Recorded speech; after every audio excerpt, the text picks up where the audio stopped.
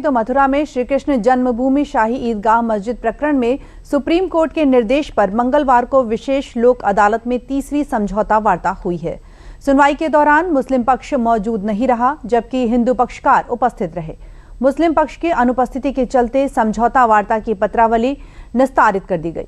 अगली समझौता वार्ता 21, 22 या 23 अगस्त में से किसी एक दिन सुप्रीम कोर्ट में प्रस्तावित है। हिंदू पक्षकार महेंद्र प्रताप सिंह ने कहा कि मुस्लिम पक्ष की बार बार अनुपस्थिति मामले को लंबित रखने का प्रयास है।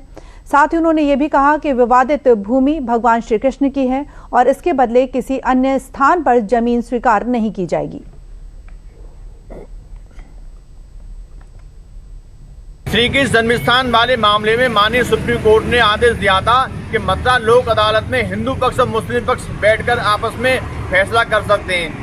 पिछली तारीख पर भी हिंदू पक्ष माननीय लोक अदालत में हाजिर हुआ, लेकिन आज भी हिंदू पक्ष आया, मुस्लिम पक्ष नहीं आया। हिंदू पक्ष आज यहाँ पर हाजिर हुआ और माननीय न्यायालय से प्रार्थना की, लेकिन मुस्लिम पक्ष के नहीं आने के कारण माननीय न्यायालय ने फैसला रिजर्व रख लिया है। अब सुनवाई 21, 22 और 23 को सुप्रीम कोर्ट में दिल्ली होगी।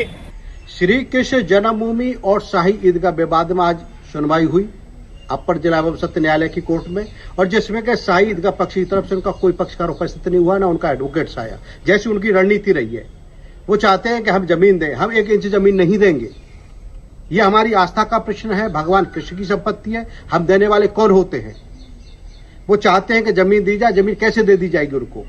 ये करोड़ों करोड़ों हिंदुओं की आस्था का प्रश्न है, श्रद्धा का प्रश्न है, भक्ति का प्रश्न है। तो आज इस पर वो लोग उपस्थित नहीं हुए। माननीय न्यायालय के द्वारा पत्रावली को यही समाप्त कर दिया गया। अब 21, 22, 23 में उच्चतम न्यायालय में इसकी सुनवाई होगी।